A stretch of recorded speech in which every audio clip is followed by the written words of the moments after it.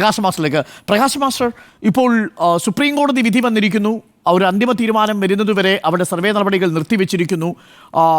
സംഘപരിവാറിൻ്റെ വാദം എന്ന് പറയുന്നത് ഇത് 1527 മുതൽ 29 വരെയുള്ള കാലഘട്ടങ്ങളിൽ അവിടെയുണ്ടായിരുന്നൊരു ഹരിഹർ മന്ദിർ പൊളിച്ചാണ് ഈ ക്ഷേത്രം മുഗൾ ചക്രവർത്തി പണിതിരിക്കുന്നത് എന്നാണ്. അങ്ങനെയാണെങ്കിൽ ആ ക്ഷേത്രം ഞങ്ങൾക്ക് തിരിച്ചു വേണം.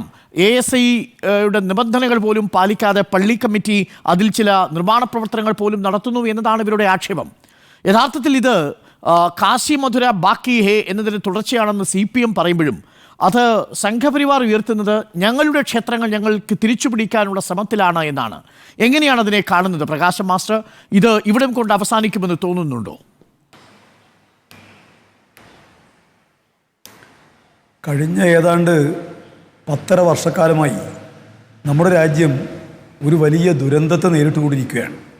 1947 ആഗസ്റ്റ് 15 സ്വാതന്ത്ര്യം കിട്ടുന്ന കാലത്ത് മതനിരപേക്ഷ രാഷ്ട്രമാണ് എന്ന് തീരുമാനിച്ച് ഉയർന്നു വന്നിട്ടുള്ള ഇന്ത്യ രാജ്യത്ത് ഒരു മതരാഷ്ട്രം ഉണ്ടാക്കുന്നതിന് വേണ്ടിയുള്ള ശ്രമങ്ങളാണ് നിർഭാഗ്യവശാൽ നരേന്ദ്രമോദി ഗവൺമെൻറ്റിൻ്റെ കാലത്ത് നടന്നുകൊണ്ടിരിക്കുന്നത്. രാജ്യം ഭരിക്കുന്ന പാർട്ടി എല്ലാ ജനങ്ങളുടെയും താല്പര്യങ്ങൾ സംരക്ഷിക്കാൻ ബാധ്യസ്ഥമാണ് എന്നുള്ളത് സാമാന്യഗതിയിൽ ആരും അംഗീകരിക്കുന്ന ഒരു യാഥാർത്ഥ്യമാണ്. അവിടെ കുഴപ്പങ്ങളും കലാപങ്ങളും ഇല്ലാതിരിക്കുക എന്നുള്ളതിനാണ് ഭരിക്കുന്ന പാർട്ടി എല്ലാ സമയത്തും മുൻകൈ എടുക്കേണ്ടത്. പക്ഷേ എന്താണ് നിർഭാഗ്യവശാൽ BJP RSS ശക്തികൾ ഈ രാജ്യത്ത് നടത്തിക്കൊണ്ടിരിക്കുന്നത്? അയോധ്യയുമായി ബന്ധപ്പെട്ട കാര്യം നമ്മുടെ എല്ലാം ശ്രദ്ധയിലുള്ളതാണ്. തുടർച്ചയായിട്ട് നിരവധി നേരത്തെ ഉണ്ടായിരുന്ന പള്ളികൾ അവയെല്ലാം നേരത്തെ പൊളിച്ച് പള്ളികൾ പൊളിച്ചിട്ട് അത് ക്ഷേത്രങ്ങളാക്കി മാറ്റിയതാണ് എന്ന നിലക്കുള്ള വലിയ നിലക്കുള്ള പ്രചാരവേലയാണ് RSS സംഘപരിവാര ശക്തികൾ ഇനത്തിലെ ഏറ്റവും ഒടുവിലത്തെ ഒന്ന് മാത്രമാണ്. അല്ല, ഇന്ത്യ രാജ്യത്ത് ഒരു നിയമമുണ്ടല്ലോ.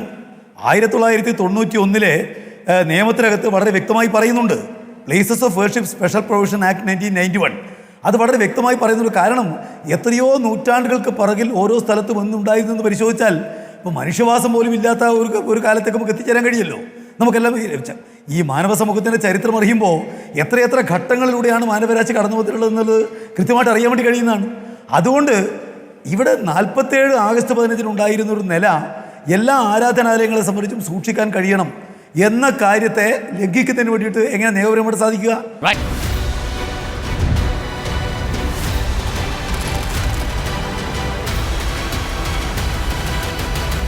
Debate with Dr. Arun Kumar.